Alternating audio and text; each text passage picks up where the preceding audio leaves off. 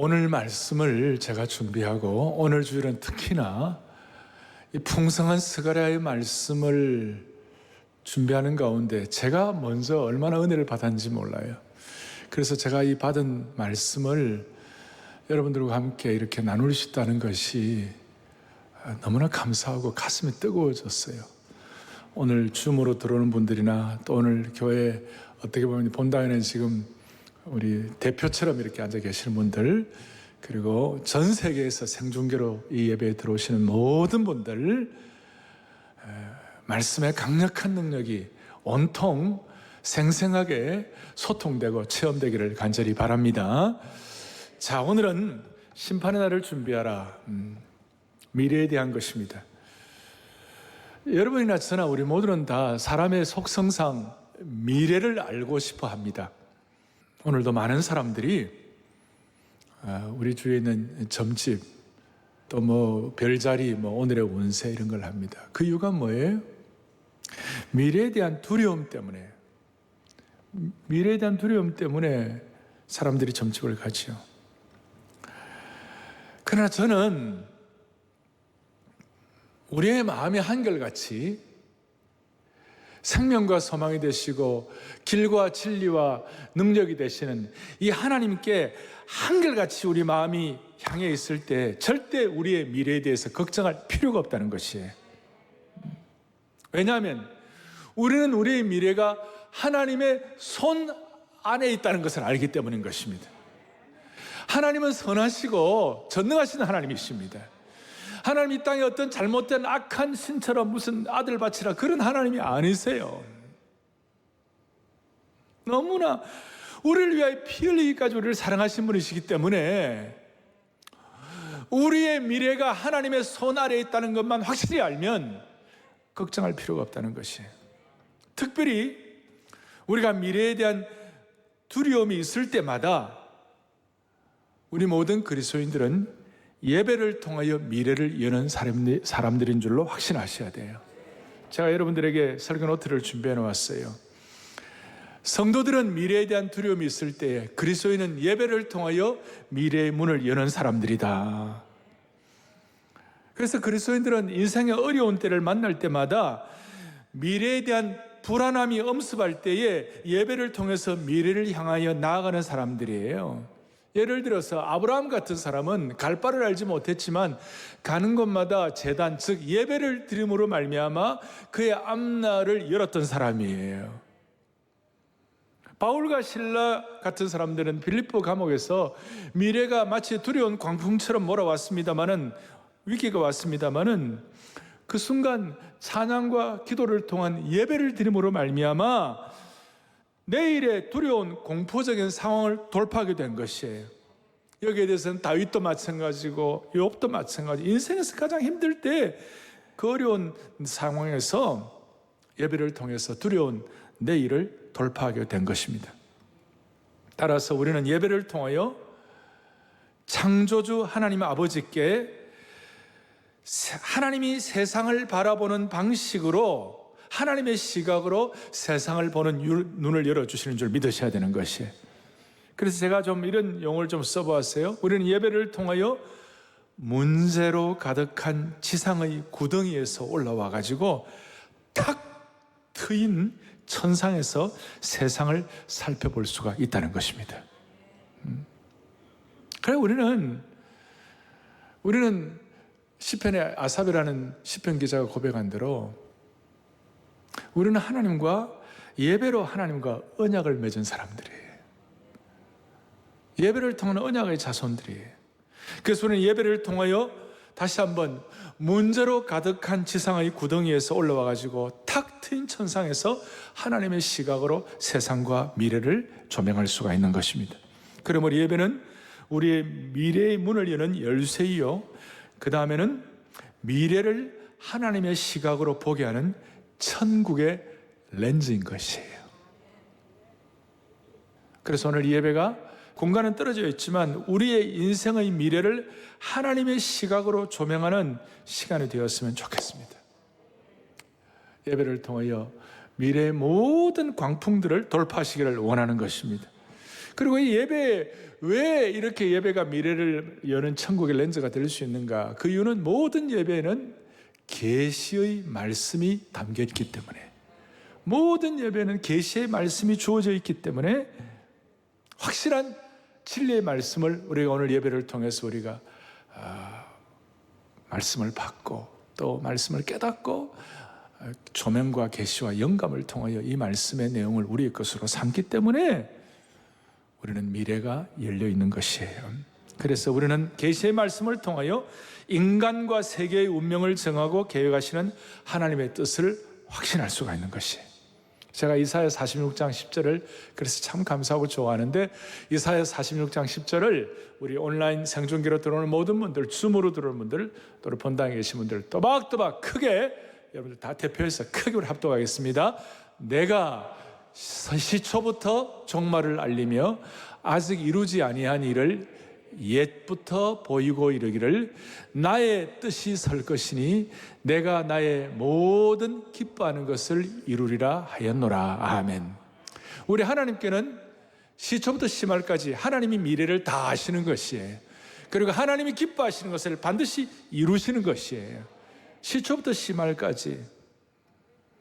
그래서 이것을 성경은 하나님이 모든 것, 앞으로 일어난 일과 지난 모든 걸 다 알고 계시는데 이걸 성경에 자세히 적어놓고 있고 선지자들을 통해서 알려주시고 예배 안에 있는 말씀을 통해 우리에게 계시하시는 것이에요.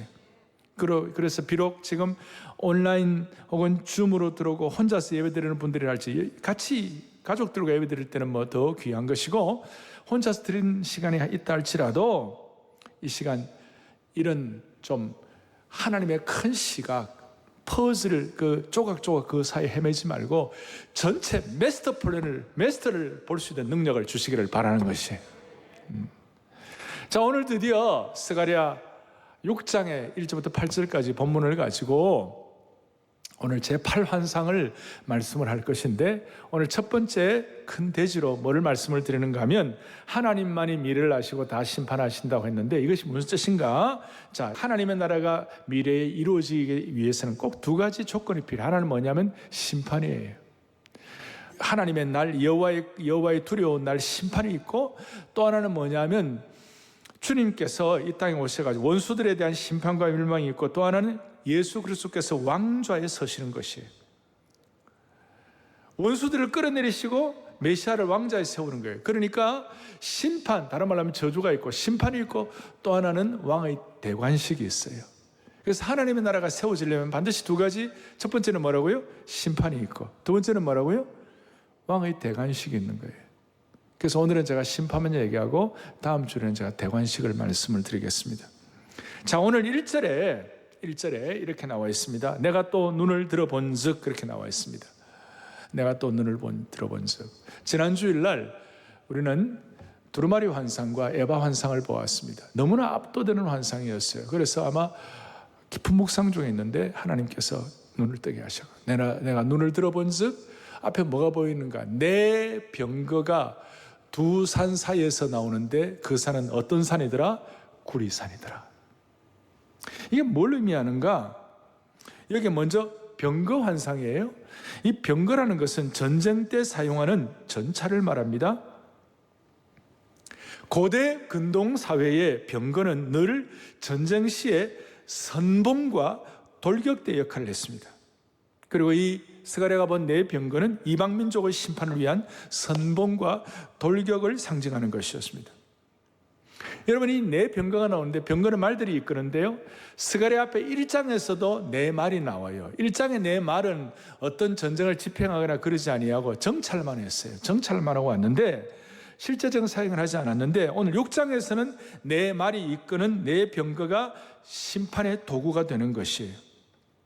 그러니까 하나님은 이제 하나님의 사역을 1장에서 정찰만 하지 않게 하시고 이제는 병거를 통하여 마지막 심판을 향하여 돌진하고 공격하고 진격하게 하시는 것이. 그리고 이 병거는 어떤 산에서 나왔느냐? 구리산에서 나왔다. 이 구리는 경기도 구리가 아니고, 이 구리는 성경에서 구리라는 것은 힘을 상징하는 거예요. 난공불락의 요새를 말씀하는 것이죠. 그래서 이 구리산은 천국의 대문이라고 할 수 있고, 이 구리산에서 하늘의 병거, 천군의 병거들이 출발하는 것이에요. 그 병거의 말들이 콧김을 뿜으면서 출발을 준비하고 있어요. 2절 3절에 보니까 심판에 대한 내용이 구체적으로 나와서 우리에게는 좀 흥미진진한데, 2절에 첫째 병거는 붉은 말들이, 두 번째 병거는 검은 말들이, 세 번째 병거는 흰 말들이, 네 번째 병거는 아롱지고 건장한 말들이 매여 있는지라. 이 건장하다는 말은 네 번째 병거에만 인용되는 것이 아니고 모든 말들이 다, 모든 병거가 건장하고 강력하다, 그런 뜻이에요. 자, 이것을 여러분들이 하나하나 살펴보는 것이에요. 자, 먼저 네 병거, 이 사라는 이 숫자는 보편적으로 동서남북을 말하고 사방을 말하고, 조금 더 깊이 들어가면 전 세계를 아우른다, 그렇게 해도 큰 무리가 없는 해석이에요. 여기에 대해서 스가랴가 4절에 주님, 내가 이것들이 뭡니까? 이것들이 뭡니까? 5절에 천사가 대답하여 이르되 이는 하늘의 내 바람인데 온 세상의 주 앞에 서 있다가 나가는 것이라. 한번 읽고는 무슨 뜻인지 확 닿진 않아요. 다시 한번, 이는 하늘의 내 바람인데 온 세상의 주님 앞에 서 있다가 나가는 것이라. 이게 무슨 뜻인가? 하늘의 내 바람, 온 세상의 주 앞에 서 있다가 나갔다는 것인데, 이게 뭔가? 온 세상의 주님이란 말은 정봉왕이시요 세상을 다스리시는 메시아를 말씀하는 것입니다. 그리고 그 메시아 정복왕 주님 앞에 항상 서 있으면서 하나님의 명령을 집행하는 자들이 바로 천사이기 때문에, 하늘의 내 바람은 하나님의 심판을 수행하기 위해서 하늘에서 내려온 집행천사다. 오늘 거기 써놓았죠? 거기에 써놓았습니다. 내 병거는 이 세상에 대한 하나님의 심판의 명령을 집행하는 심판 집행천사를 상징한다. 되겠습니까? 그리고 이런 내용들은 나중에 요한계시록 6장과 7장에도 그대로 연결이 되어가지고 내 천사를 통하여 하나님의 심판을 수행하는 거예요. 다시 정리합니다. 오늘 내 병거는 이 세상에 대한 하나님의 심판을 집행하는 심판 집행천사를 상징하는데, 특별히 계시록에 보면 7 천사가 7 나팔을 불고 7 대접의 재앙을 내리는 것을 우리가 또 알 수가 있어요. 그러니까 오늘 이런 내용들을 살펴보면서 눈에 보이지 않아도 하나님의 심판은 지금 격렬하게 진행되고 있다는 것을 아셔야 되는 거예요. 숨가쁘게. 그리고 6절, 7절에서는 심판 집행자들이 무슨 일을 하는지 구체적으로 나와요. 이것이 나중에 요한계시록 6장과 연결이 되는데, 참 신통한 게 스가랴 6장 1절부터 8절까지 하고 나중에 요한계시록 6장 1절 8절까지 거의 비슷해요. 성경을 이렇게 그 장과 절을 나눈 분들이 아주 지혜롭게 성령님의 감동에 의하여 잘 이렇게 한 것 같아요.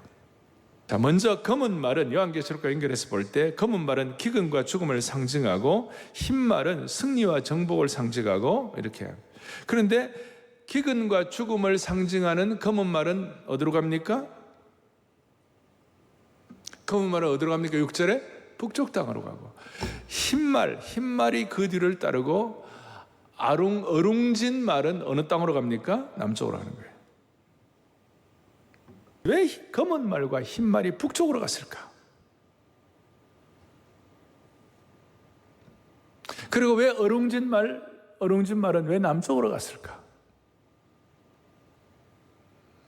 이스라엘 백성들의 역사를 보면 동쪽은 별로 걱정할 것이 없었어요.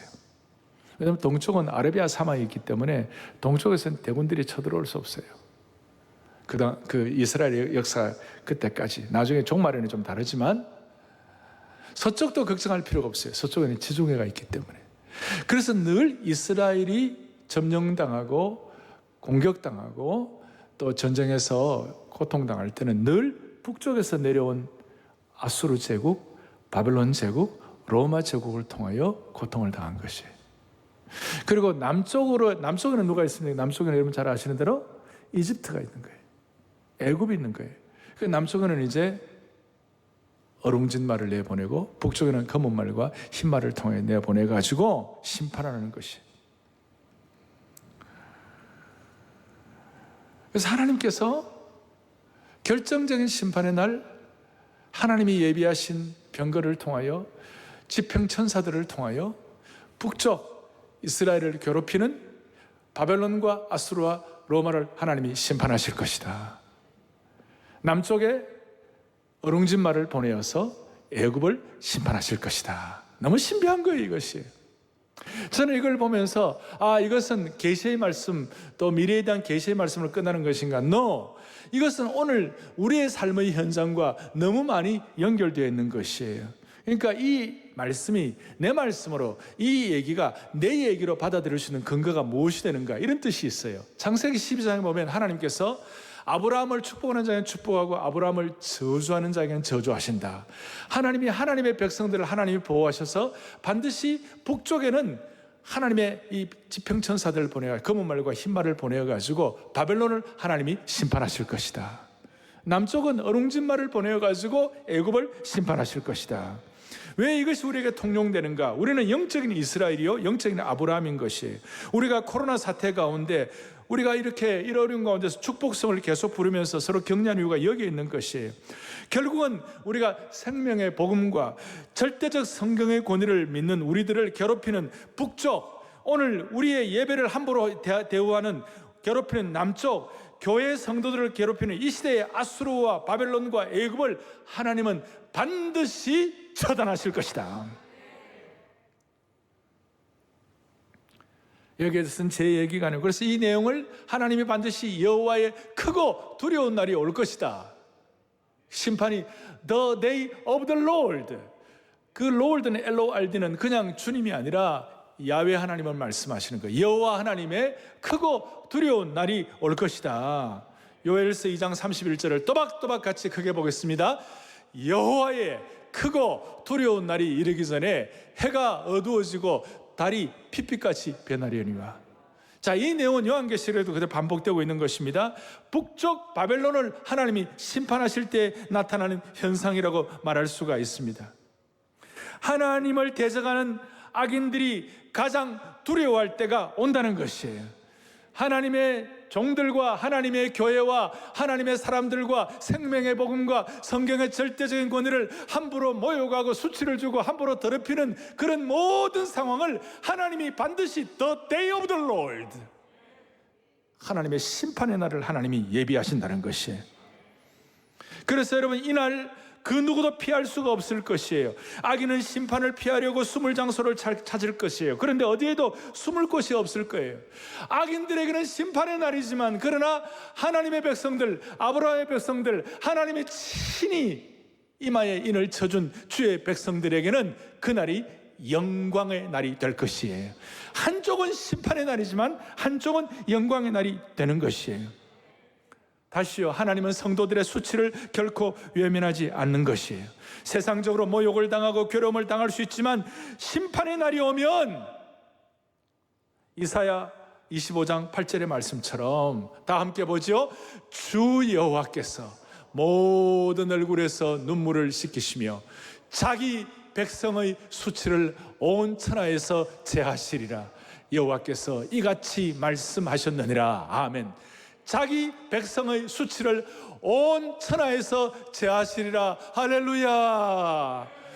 우리가 세상으로부터 하나님의 자녀라는 이유로 수치와 모욕을 당할 때 우리 믿는 자들이 해야 할 일은 두려움으로 뒤를 물러서는 것이 아니라 오히려 놀라운 일을 행하시는 The day of the Lord, 심판의 날 심판하시는 지평천사를 통하여 일하시는 하나님의 이름을 찬양해야만 하는 것이에요.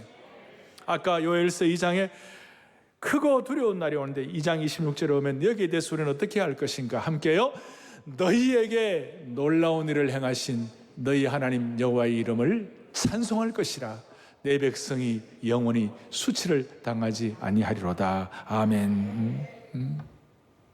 그래서 이런 걸 생각할 때마다 우리 옛날 어른들 또 모든 주의 권속들은 내 영이 주의 크신 은혜를 찬양하고 찬양하리.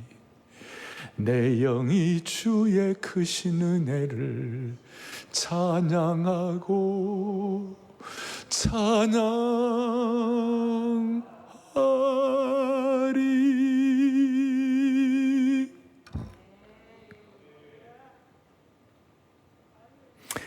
크고 두려운 여호와의 날이 바벨론에 있는 악인들에게는 심판의 날이지만 하나님의 백성들은 영적인 영광의 날이요 대관식이 되는 것입니다.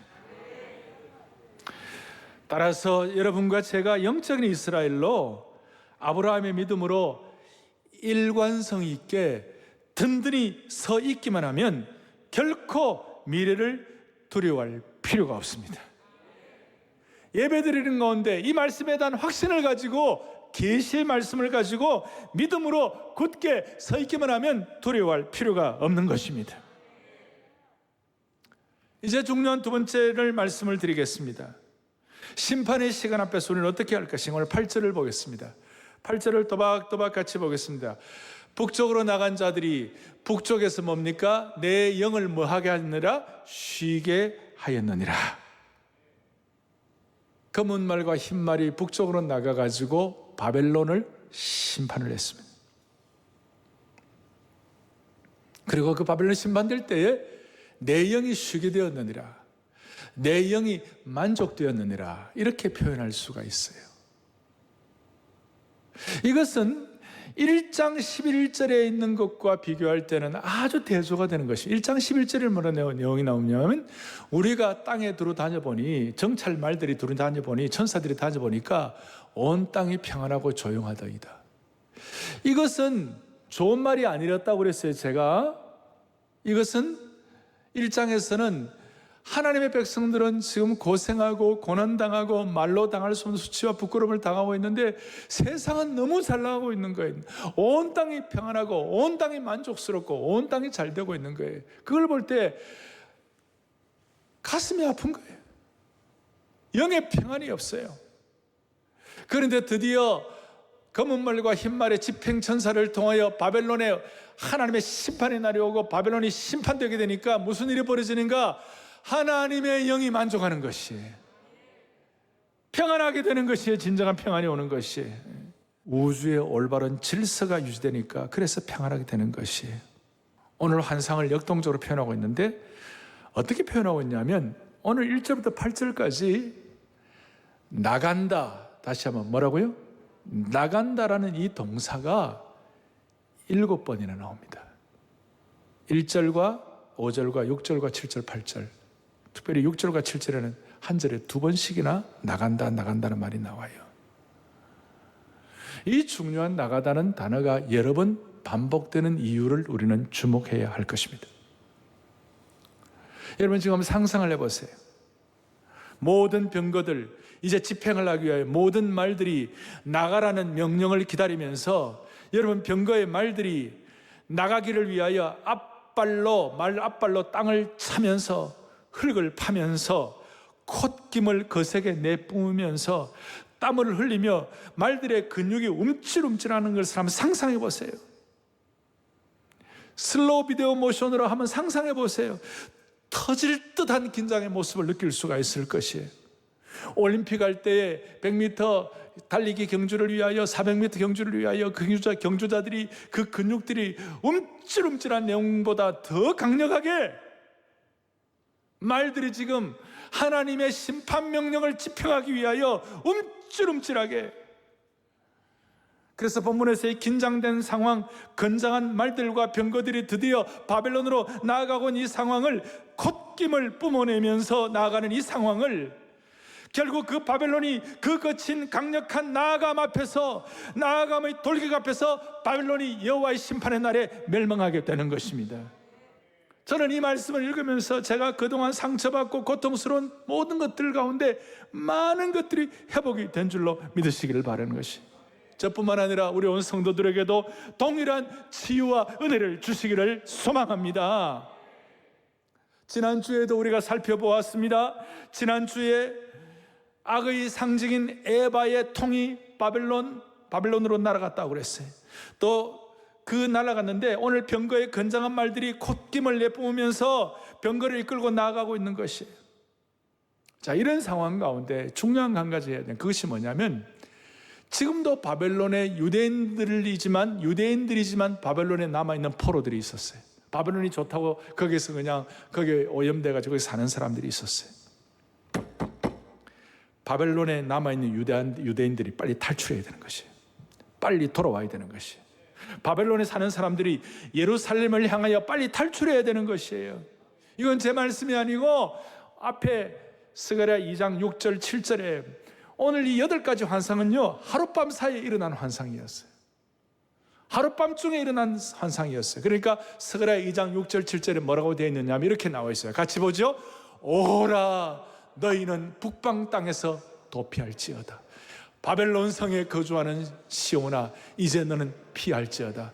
자, 이제 처음에는 이해가 안 갔는데 이것이 어떤 뜻인지 이제 전체적으로 큰 그림을 보면서 큰 마스터 플랜을 보면서 이해가 되시는 줄로 압니다. 이제는 바벨론에 사는 유대인들이여 거기는 멸망할 것이니까 나오라는 것이에요. 탈피하시 나오라. 나중에 이제 바벨론은 하나님의 심판을 받아 멸망하게 되어서 역사의 무대에서 사라졌습니다.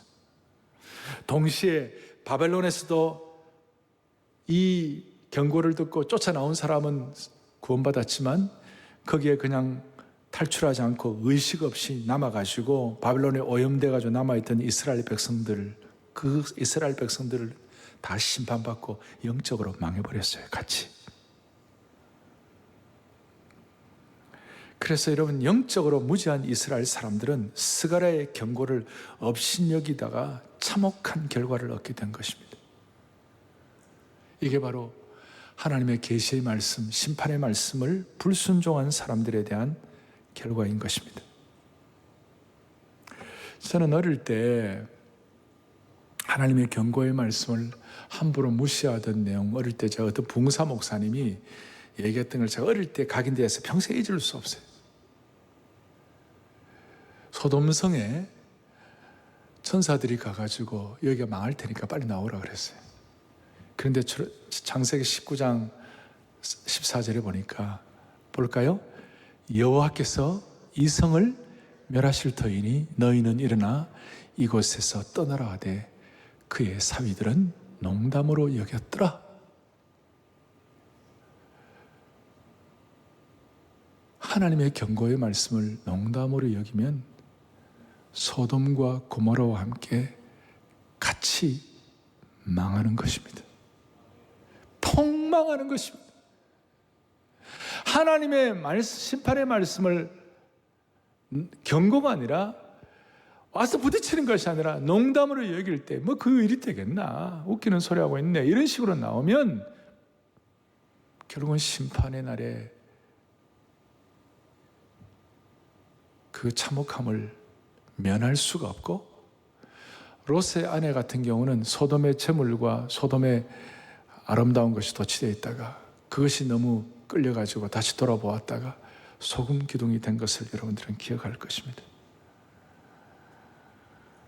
우리는 이 말씀을 진정한 경고로 받아들이고 세상 사람들처럼 농담으로 여기지 말고 세상 것 뒤돌아보다가 소금 기둥이 되는 사람들이 우리 가운데 아무도 없기를 바랍니다.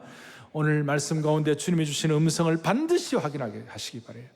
예배에 관해서 내가 해야 할 것, 가족들과의 관계에서 해야 할 것, 내가 또 하나님과 나와 사이에 꺼리끼는 것들 가운데서 자신을 추스려야 할 것에 관해서 하나님의 음성을 듣기를 바라는 것입니다. 오늘 이 심판의 말씀은 스가랴 시대에만 경고한 것이 아닙니다. 스가랴 이후에 500년 뒤에 요한 사도가 계시록 6장에서 동일하게 환상을 통하여 일관된 메시지를 듣는 것입니다. 요한계시록 6장 1절부터 8절까지에 보면 거기에 인을 하나씩 뗄 때마다 환란의 때가 시작되고 심판의 때 말이 한 마리씩 나오는데 흰 말, 붉은 말, 검은 말, 청황색 말이 나오죠. 흰 말은 쭉 말씀을, 거기에 대해서 흰 말은 어떤 승리와 정복, 붉은 말은 전쟁과 피, 공격, 그리고 검은 말은 기근, 8절의 청황색 말, 스가랴에서 어루만진 말들은 다 죽음과 지옥을 상징하는 거예요. 자, 이런 내용을 앞에 놓고 요한계시록 6장 10절에 이런 내용이 나와 있습니다. 같이 보겠습니다. 거룩하고 참되신 대주제여, 땅에 거하는 자들을 심판하여 우리 피를 갚아주지 아니하시기를 어느 때까지 하시려 하나이까니. 하나님의 백성들이, 우리가 살다 보면 하나님의 백성들이 하나님의 말씀을 순종하다가 보면 그 순종 때문에, 하나님 말씀 순종하는 것 때문에 보상을 받기보다는 조롱을 당하고 피해를 보는 이 세상에 우리가 살고 있는 것이에요. 여러분, 오늘 요한계시록에 나오는 성도들처럼 도대체 이럴 때 하나님은 살아계시는가? 이 내용은 도대체 하나님은 어떻게 하십니까? 라는 이 내용은 요한계시록 6장뿐만 아니라 스가랴 1장에서도 동일하게 나와요. 스가랴 1장에 뭐라? 1장 12절에 보겠습니다. 만군의 여호와여, 여호와께서 언제까지 예루살렘과 유다 성읍들을 불쌍히 여기지 아니하시나이까? 이를 노하신 지 몇 년이나 되었다고요? 70년이 되었다. 70년이 되었다.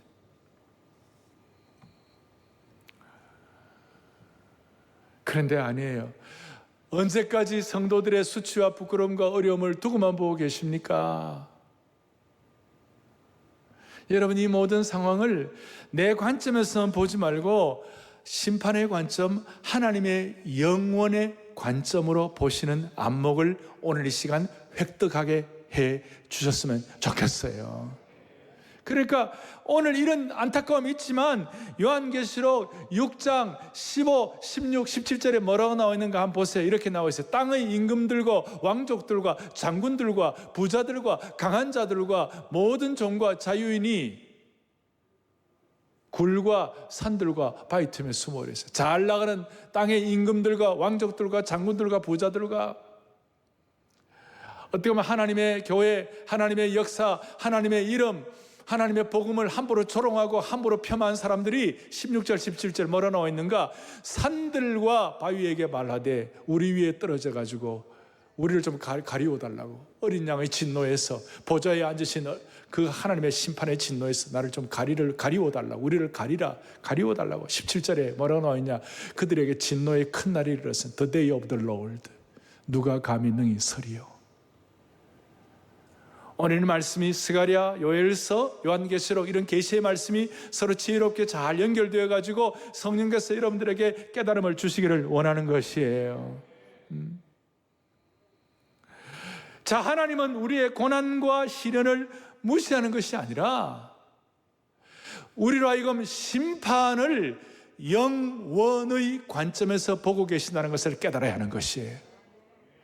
그렇게 해야 우리 성도들은 끊임없이 당하는 고난과 오해와 고통 가운데서도 한결같은 영적인 기백을 유지할 수가 있습니다. 영원의 관점에서 보아야 영적인 기백을 유지하는 것이에요. 영적 기백을. 하나님이 잠시 세상에서 또 손을 뗀 것처럼 보일 때가 있고 하나님의 응답이 늦어지는 것처럼 보일 때가 있을 때마다 영원의 관점에서 보시는 하나님을 신뢰하고 The day of the Lord, 심판의 날을 우리가 믿음과 인내로서 기다리면서 우리가 영적인 기백을 유지해야만 하는 것이에요.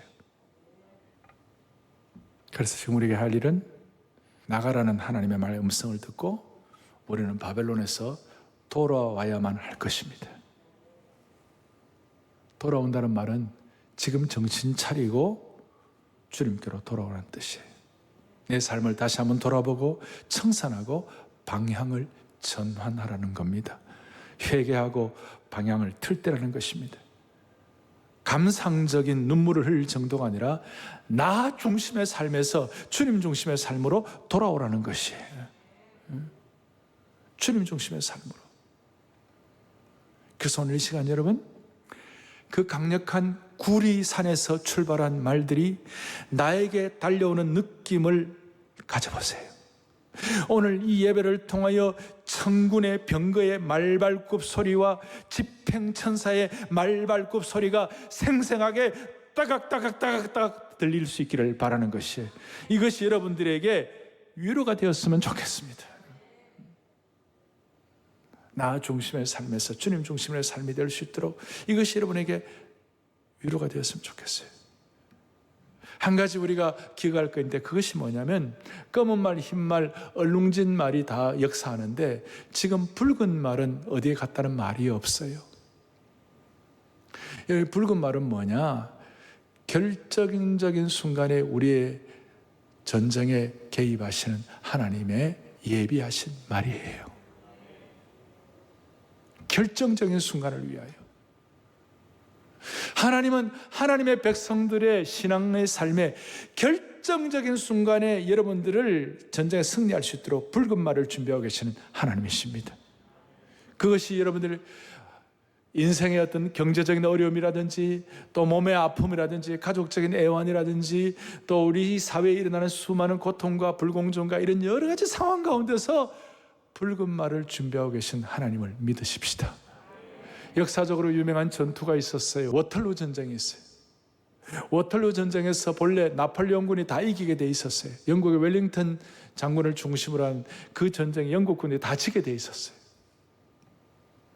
그런데 결정적인 순간에 브루이허라는 프로이센의 장군이 준비한 6만의 기마병이 준비되어 있다가 예비되어 있다가 피하려고 하는 결정적인 순간에 그 프로이센의 6만의 기마대가 진격에 들어와가지고 나폴레옹의 강군을 소위 워털루 전쟁에서 웰링턴이 승리하게 된 것이에요. 사랑하는 교우들이 우리에게도 인생의 웰링턴 전투가 있어요. 하나님이 붉은 말을 준비하고 계시는 것이에요. 그걸 통해 신적 개입을 하게 하시는 것입니다. 오늘 이 내용들이 여러분들 그냥 하나의 평면적으로 느껴지지 말고 입체적으로 여러분들과 저에게 다가올 수 있기를 바라는 것입니다. 그러므로 우리가 해야 할 일은 뭐냐? 마지막 적용으로 심판은 하나님께 맡기고 우리는 주님 중심의 삶으로 전환해야 할 것입니다. 내 중심에서 주님 중심의 삶으로. 무슨 뜻인가? 로마서 14장 7절 8절 우리가 살아도 주를 위하여 살고 죽어도 주를 위하여 죽나니 우리가 사나 죽으나 우리가 다 누구의 것이로다? 주의 것이로다. 로마서 14장 7절 오면 우리가 인생이 사는 것 같아도 여러분 살아도 산 것이 아니에요. 멋있게 살아도 다 멋있게 사는 것, 그렇게 멋있게 사는 것 그 자체가 제대로 사는 것이 아니에요. 그냥 사는 게 아니고 주님 중심으로 산 것만 산 것이에요. 그래서 오늘 이 심판과 계시의 이 말씀이 오늘 여러분들이 확실히 믿어지기를 바라는 것이고 이것이 확실히 믿어질 때 코로나 상황 가운데서 애굽의 10장 가운데 문설주에 양의 피를 바른 것 같은 은혜가 있는 것처럼 양의 피를 발라가지고 모든 재앙이 물러간 것처럼 죽음의 천사가 물러간 것처럼 코로나 재앙의 환경가울이 물러간 것처럼 오늘 이 말씀 우리가 그대로 받아가지고 심판의 날이 아니라 영광의 날을 믿고 주님 중심으로 우리의 마음속에 좀 전환하는 이런 소원을 가질 때 이 예배와 이 말씀이 우리 인생의 문설주에 양의 피가 될 것이에요. 정리하겠어요. 오늘 제가 마지막에 써놓았죠. 뭐라고 써놓았습니까? 거기에 이렇게 써놓았죠. 하나님은 역사를 주관하고 심판하신다. 기독교의 역사관은 공산주의의 정반합의 역사도 아니고 어떤 종교의 윤회의 역사도 아니고 기독교의 역사는 알파 포인트와 오메가 포인트가 분명한 역사의 종말을 향하여 달려가는 역사의 심판을 믿는 것이 기독교의 역사인 것이다. 제가 수없이 강조했어요. 역사의 종말을 향하여 하나님의 심판이 있다고 믿을진데 우리가 이 땅에 살면서 정말 답답한 일, 억울한 일, 좀 손해보고 가슴 답답한 일 그렇게 당해도 그 모든 것들이 있다 할지라도 한 가지만 해결되면 되는 거예요. 주인이 오시면 끝나는 것이에요. 제가 좋아하는 영어가 있어요. 주인이 오시면 게임 오버. 게임 끝나는 거예요. 할렐루야. 자, 줌으로 들어오는 모든 분들, 온 세계 생중계로 들어오는 모든 분들, 전 세계 모든 분들, 여러분 우리가 지금 이 땅에 당하는 어려움, 조롱, 수치, 힘든 것 좀 있어도 주인이 오시면 게임 오버예요. 주인이 오시면 끝나는 것이에요. 게임이 끝나는 것이에요. 이 땅에서 우리 스코어 하나하나에 그 몇 대 몇 그거 갖고 너무 연연하지 말고 주인이 오시면 끝나는 줄로 믿사오니 주여 이 심판의 날이 저들에게는 참혹한 크고 두려운 날이지만, 핏빛 있는 날이지만 우리에게는 영광의 대관식이 될 줄로 믿습니다. 다 같이 전도서 12장 13절 14절, 너무 중요한 말씀인데 오늘 말씀을 그대로 믿고 확인하고 신뢰하고 적용하라면 두 손 번쩍 들고, 오늘 줌으로 들어오는 분들, 생중계로 들어오는 모두 두 손 번쩍 들고 전도서 12장 13절 14절을 또박또박 같이 우리가 주여 합독하겠습니다. 일의 결국을 다 들었으니 하나님을 경외하고 그의 명령들을 지킬지어다. 이것이 모든 사람의 본분이니라. 하나님은 모든 행위와 모든 은밀한 일을 선악간에 심판하시리라. 아멘. 너무나도 분명한 말씀. 다시 한번 손 들고 한 번 더 또박또박 오늘 말씀을 적용하는 말 같이 보겠습니다. 일의 결국을 다 들었으니 하나님을 경외하고 그의 명령들을 지킬지어다. 이것이 모든 사람의 본분이니라. 하나님은 모든 행위와 모든 은밀한 일을 선악간에 심판하시리라. 아멘. 가슴에 손을 얹겠습니다. 오늘 이 말씀을 주님의 말씀으로 받습니다. 자비로우신 하나님 아버지, 스가랴의 풍성한 계시의 말씀을 우리에게 허락하신 주님을 찬양합니다. 결국은 심판의 날, The Day of the Lord의 날이 오는 줄로 저희들은 믿습니다. 그래서 이 땅에 잠깐 받는 고난과 억울함과 안타까움이 있다 할지라도 우리 모두가 다 영원의 관점, 심판의 관점으로 바라보고 끝까지 영적인 기백을 지키게 하여 주시옵소서. 내 중심적인 북쪽의 바벨론적인 삶을 다 청산하게 하옵시고 주님 중심의 삶으로 돌아오고 복귀하게 하여 주시기를 소망합니다. 이를 위해 우리 모두가 다 21세기의 아브라함, 스가랴, 다윗, 욥처럼 우리가 드리는 예배를 소중히 여기고 결코 낙심하지 말게 하여 주시옵소서. 우리 주 예수 그리스도를 받들어 간절히 기도 올리옵나이다. 아멘.